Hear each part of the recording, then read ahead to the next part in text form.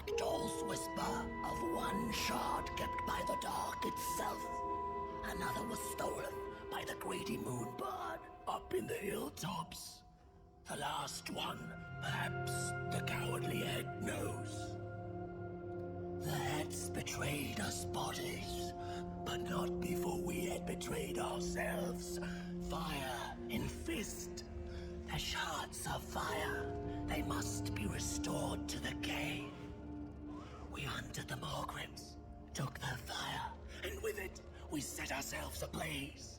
The shards of that very fire must be returned to the Morgrim's lair. Somebody find the shards, mend the cauldron. Otherwise, we and thou art forever doomed to madness, to be fettered to the clay and mud. We took the shards from her lair. We named them cursed and scattered them. But in so doing, we cursed ourselves. The fire has gone out, but in our minds, it still doth burn. A ragdoll's whisper of one shard kept by the dark itself. Another was stolen. Thorps. The last one, perhaps the cowardly head knows.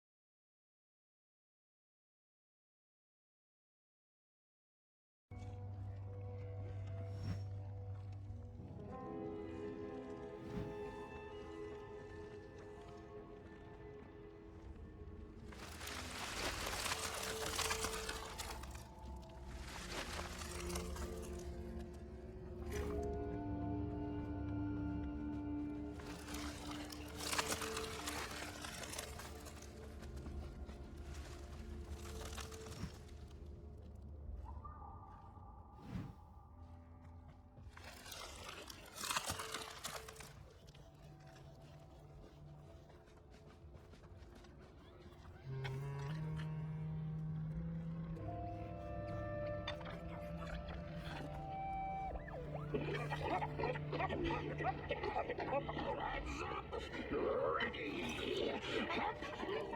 With your boots, take with your hammer! Fire! Fire is ours! The shards will take the fire!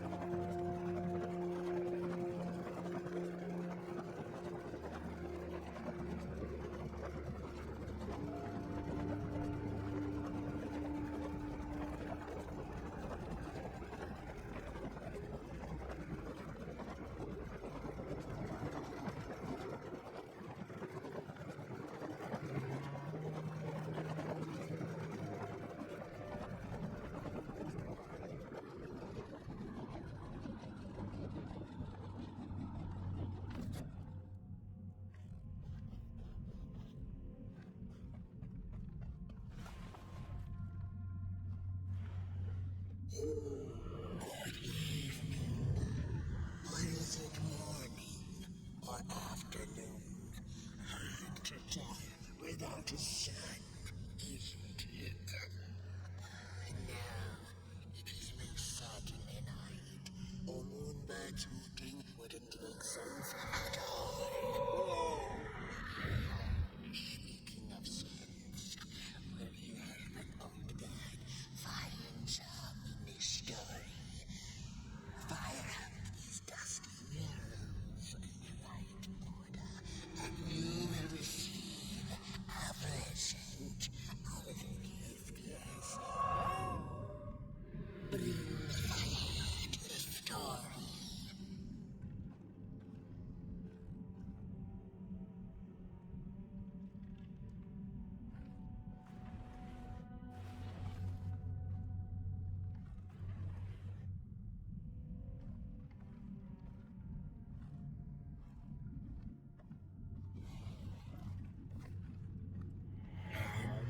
the heads roll, the time of the Milgram begins. And as the heads roll, the time of the Milgram begins. And you...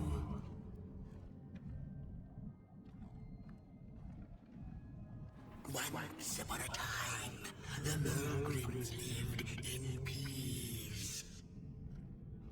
The battle ended with a great, gruesome beheading. Peace ended when the violent somebodies invaded the valley. The valley was taken, but then began the battle of the bodies. The valley was taken, but then began... The valley was taken, but then began the battle of the bodies. Intriguing. The valley was taken. The valley was taken, but then began the battle of the bodies. Intriguing.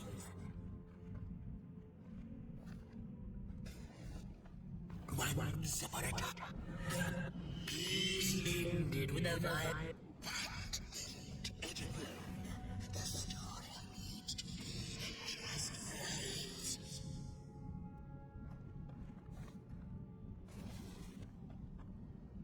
Once upon a time, peace ended with a violent somebodies invade. The battle ended with a good... The valley was taken, but then began the battle of the bodies.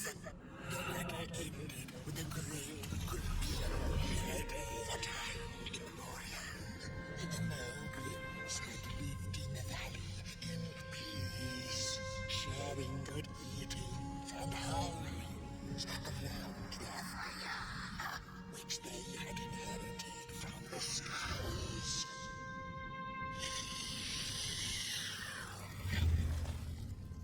And one terrible night, in the violent somebodies, they hunted the Milgrams for sport and took their fire for themselves.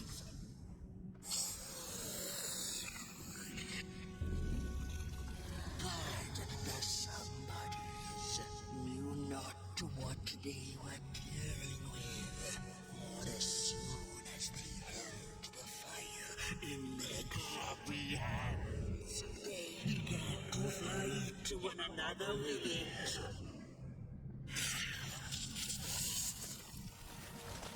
To save themselves from themselves, the cunning heads turned on their bodies and organized a great meeting.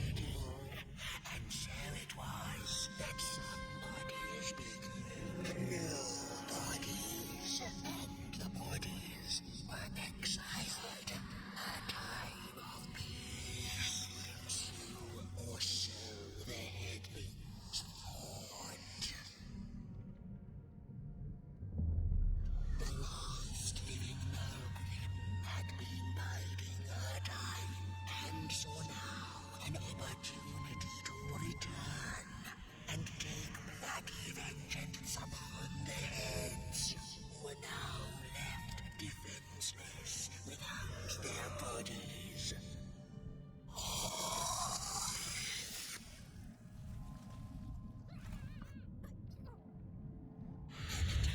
But the Milgram begins anew. A storied meal indeed. Moonbird thanks you for feeding her and proudly upholds the promise. A gift, a shard from the Milgram's own cauldron. It looked so shiny in the moonlight. Moonbird simply had to take it.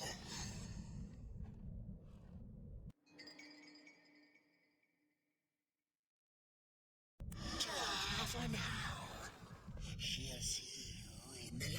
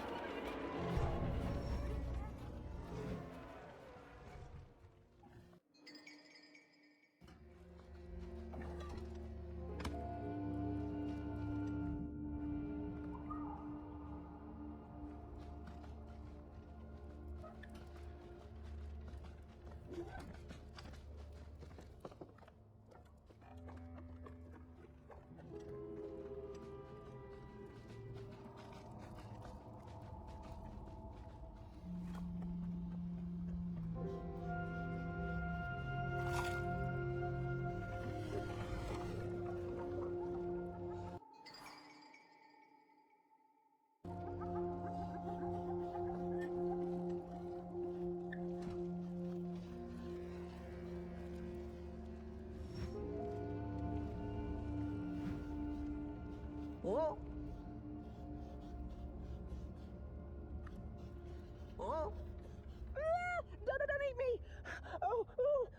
Well, if you're not gonna gobble me up, then can you maybe take me away from here? Please? If you just take me to the outskirts, closer to Nobodyville, I'd find the rest of my way back for sure.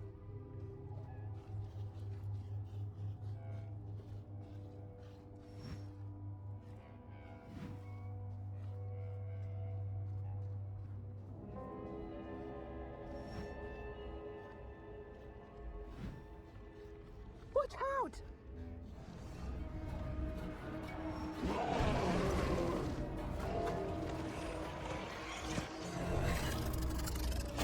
He's here!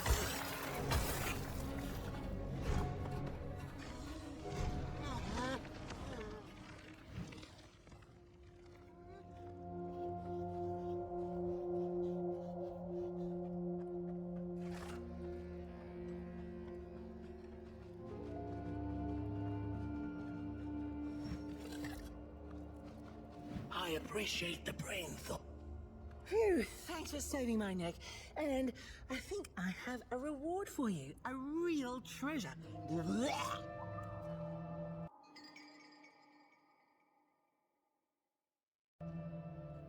There you go.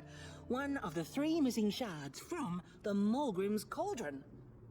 Yeah, I stole it. Oh, I thought I could maybe buy me some kind of ticket away from, well, everything. Start anew, you know? A good head on a pair of healthy, strong shoulders. Eyes on the horizon. Gosh, the horizon. Do you know I haven't seen it once since I lost my body? I really do miss my body. It's a real shame when you think about it, you know? The things that we do to ourselves, to one another. What we did to her, kind. All in the name of some sort of control. Doesn't make sense. Anyway, I guess I'm sad. Sad and sorry.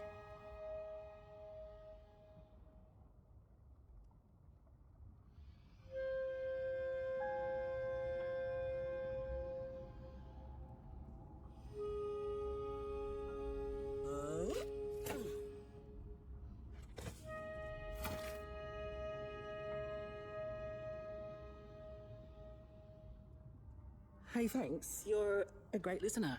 You know that? Just take care of that shard now. Maybe put it back where it belongs and... yeah. Goodbye.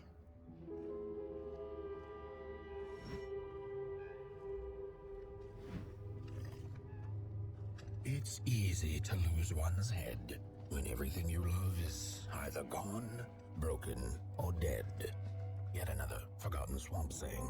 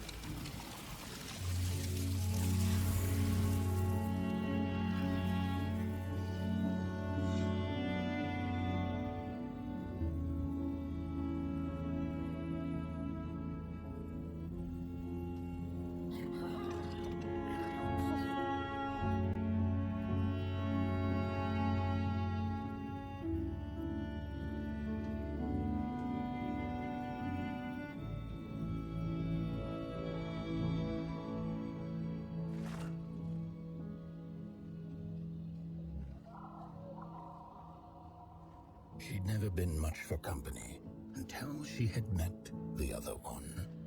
He had shimmering scales, an appetite for life, and carried a faint scent of rotting leaves she found irresistible. Oh, how they used to laugh at the distant stars, bitterly, together.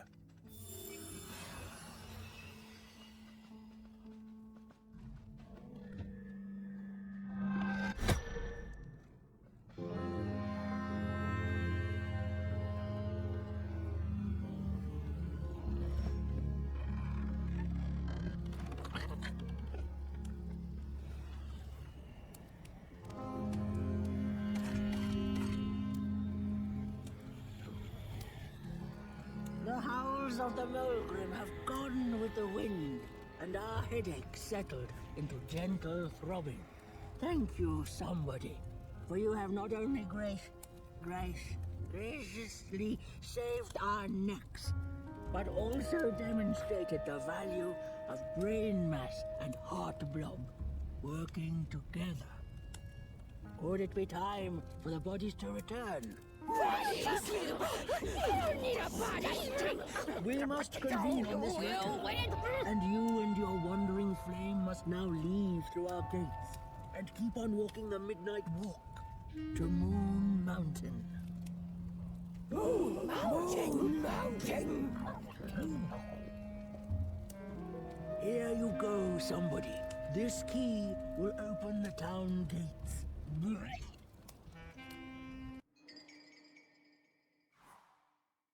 The mountain once again beckons, and the call is answered. Very well. And take good care of your flame.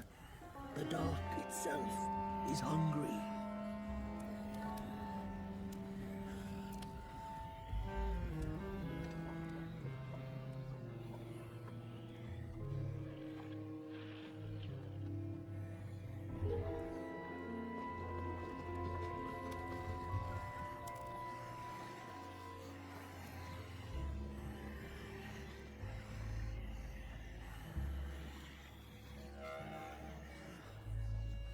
I think this body business will be good for us heads in the long run.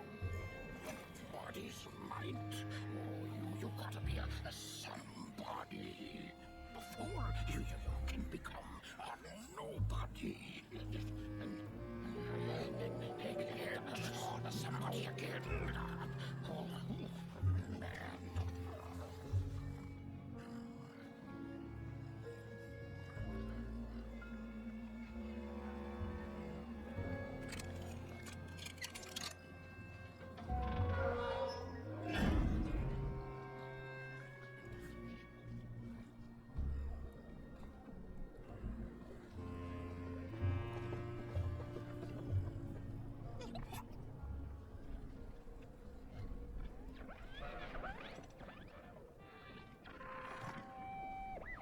I've had enough.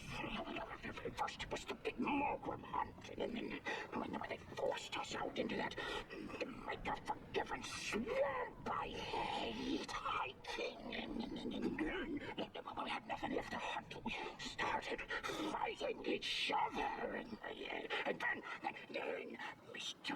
Mayor gets this grand idea that we should chop our own heads off and then burnish our bodies.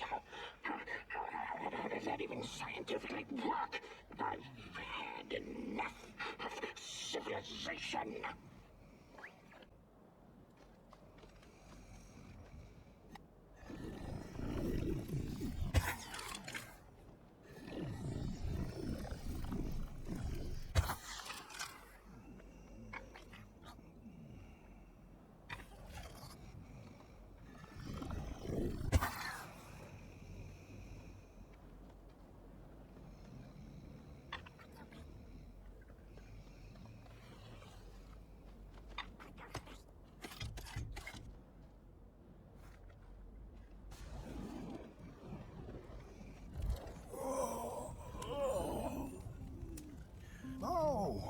Back from a little swamp detour, huh? Hope the heads didn't give you too much trouble. At least your head looks attached to its shoulders and your friend's is, well, burning. So do not despair. Should you once again lose your way along the midnight walk, you're probably meant to. The body can be a terrible master, but a wonderful servant. Protect the spark. Find its home, won't you? See down the road. I guess you gotta lose your head before you before you can. No, there's nothing there. I gotta workshop this one some more. You better get going. House is restless, and I'm feeling a song shaking in my boots. Things don't have to make sense to make sense.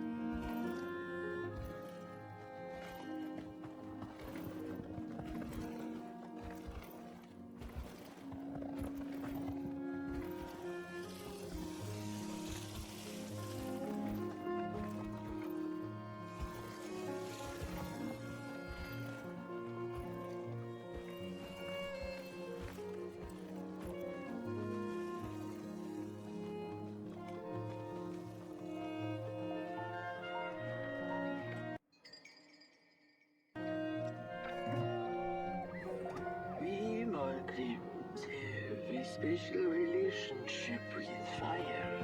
We do not cook over it. We do not shed tales around it. We care not for its warmth. Ours is a different connection entirely. Fire is our window to truth and into the world beyond clay, to which we must return. We are noble beings, bringers of bugs, slime, and mushrooms to help decompose the old and to bring about the new. We are the caretakers of this world, and woe be to those who seek to end us, for they seek to end themselves.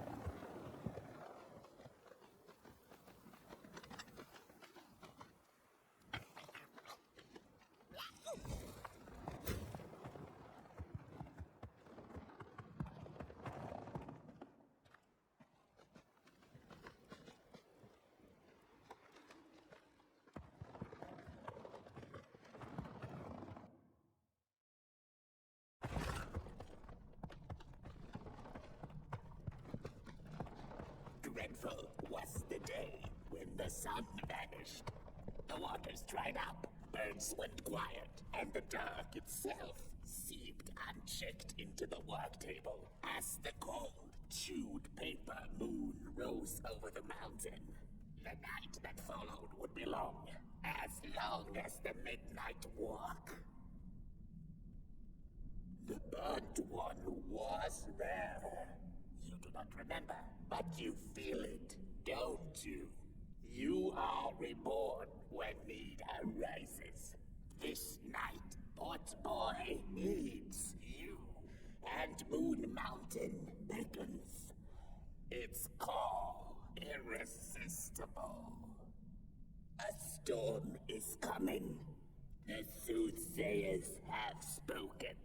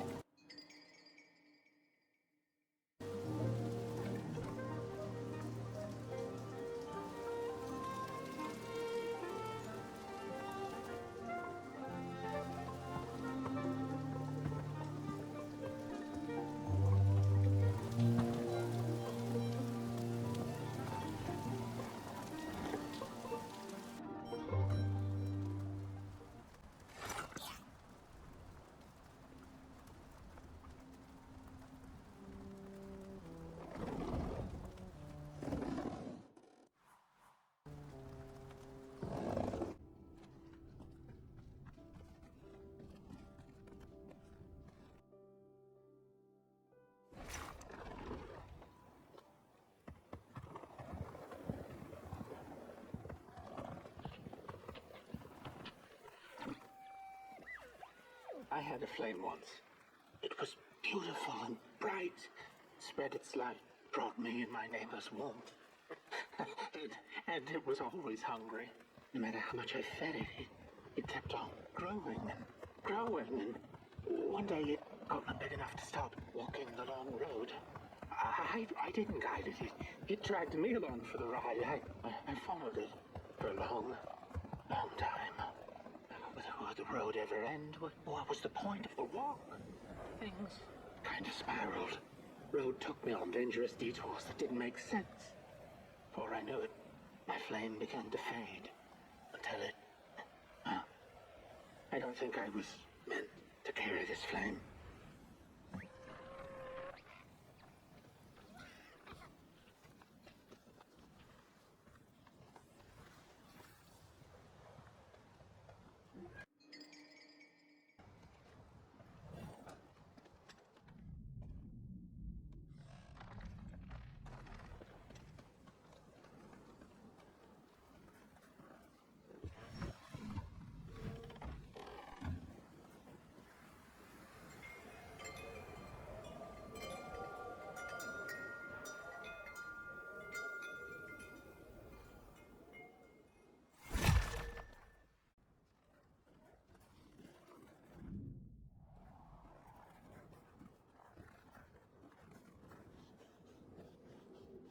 There once was a freezing cat who was looking for shelter when she came across a dark cave. Step into my abode, offered the dark. It will warm you if you surrender your wants.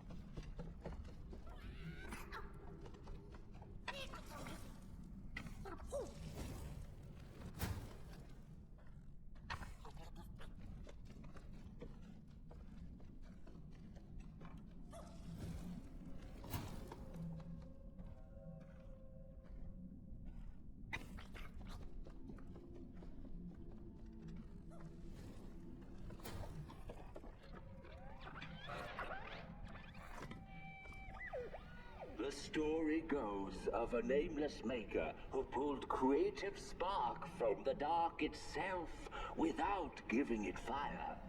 With his dark source, he managed to create swaths of land in no time. The dark itself waited for a gift of fire, but the maker just kept on taking. Too busy building his crooked fences and watchtowers, kept his fire locked away in his chest. One day, he decided to create the first people to inhabit and appreciate his creation. It was then that the dark corrupted the maker's clay, guided his greedy hands into creating not people, but the first of the fire-eating crawlers. And they crawled into this world absolutely starving.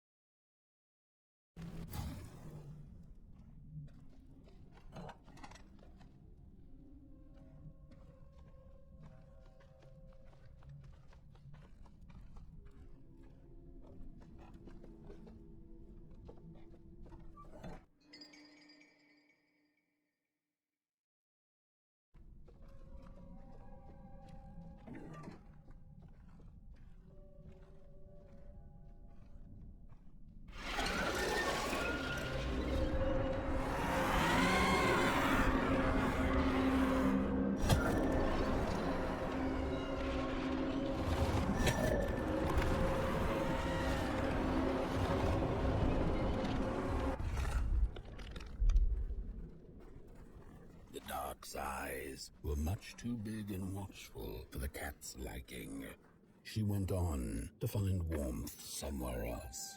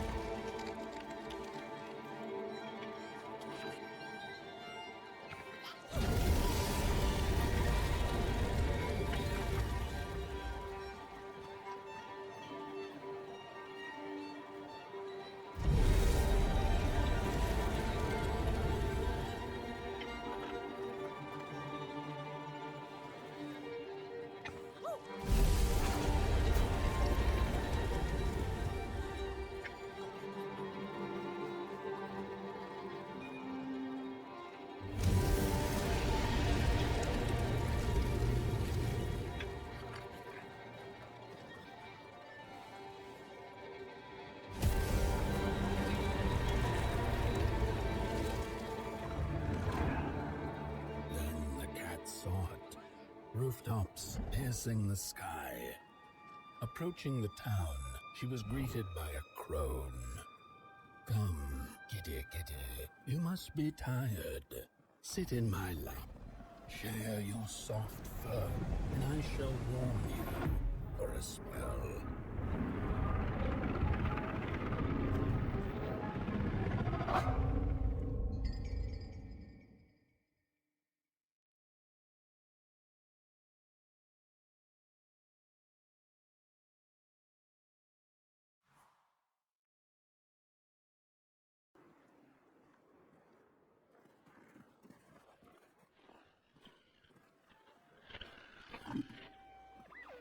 Hello, Mother. The well said to give it a match, so you and I could talk again. I hope this works, because that was my last one, and well, it's cold now. But it doesn't matter. We can finally talk after everything. So, how are you?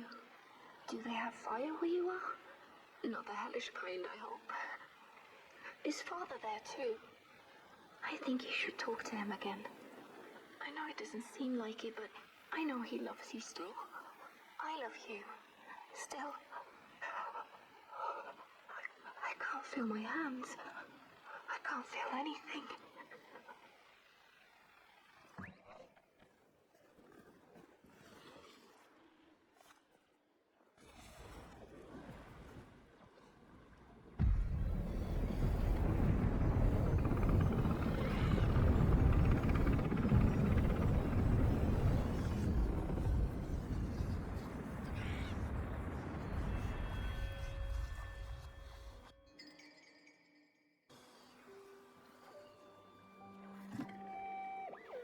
Hello, Mother.